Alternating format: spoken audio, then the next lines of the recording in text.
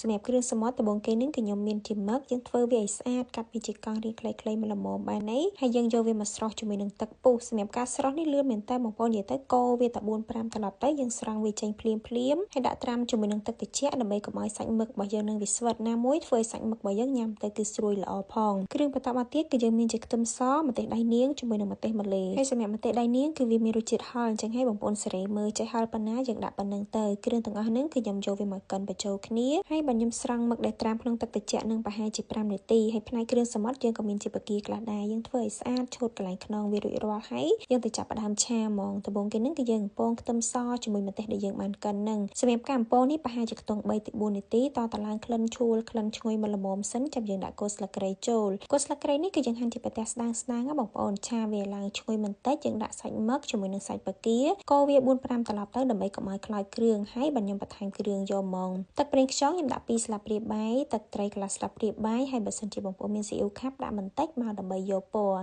ម្សៅស៊ុបដាក់កន្លះស្លាបព្រាកាហ្វេប៊ីចេងម្ជប់ហើយចុងក្រោយគេនឹងគឺជាស្ករសខ្ញុំដាក់1ស្លាបព្រាកាហ្វេកន្លះបន្ទាប់ពីនឹងមកយើងកូរវា 4-5 ត្រឡប់ហើយបន្ថែមទឹកបន្តិចមកបងប្អូនដើម្បីកុំឲ្យវាស្ងួតពេកឆាវាប្រហែលជាខ្ទង់តែ1នាទីទេបងប្អូនព្រោះអីគ្រឿងសមុទ្រតែឆាយូរពេកវាទៅជារាងស្វិតសាច់អត់សូវឆ្ងាញ់វិញអញ្ចឹងណាតែប៉ុណ្្នឹងមកបងប្អូនអាចភ្លក់មើលហើយថែមថយគ្រឿងបានតាមចំណង់ចំណូលចិត្តសម្រាប់ខ្ញុំនឹងរសជាតិគឺត្រូវអស់ហើយបងប្អូនហើយចុងក្រោយគេបើសិនជាមានស្ទឹកក្រូចសើចរោយបន្តិចមកវាធ្វើឲ្យឆារបស់យើងនឹងកាន់តែមានក្លិនឈ្ងុយតែប៉ុណ្្នឹងមកឆាក្តៅគ្រឿងសមុទ្ររបស់យើងគឺរួចរាល់យើងអាចយកទៅញ៉ាំបានហើយពណ៌សបល់របស់គេគឺមកស្អាតបងប្អូននិយាយទៅឡើងក្រហមតំណងគួរឲ្យចង់ញ៉ាំហ្មងហើយបើនិយាយពីរសជាតិវិញគឺកាន់តែឆ្ងាញ់សម្រាប់អានេះគឺខ្ញុំអត់យកប្រៃពេកទេណាបងប្អូនរៀងប្រៃមកល្មមប៉ុន្តែញ៉ាំទៅវាមានក្លិនឈ្ងុយក្នុងនឹងហើយចូលជាតិគ្នាខ្លាំងហ្មងហើយសម្រាប់មុខនេះបើសិនជាបងប្អូនចង់បន្ថែមជាម្រះព្រៅថែមទៀតក៏បានដែរហើយសម្រាប់បងប្អូនដែលអាសាសួររកម៉ាស៊ីនកិនសាច់កិនគ្រឿងក្លុកទឹកត្រីកោះកុងទឹកកាពិទឹកតៅហ៊ូអីបានហ្នឹងអាចឆាន់ចូលពេកបានព្រោះអីគឺចិត្តអស់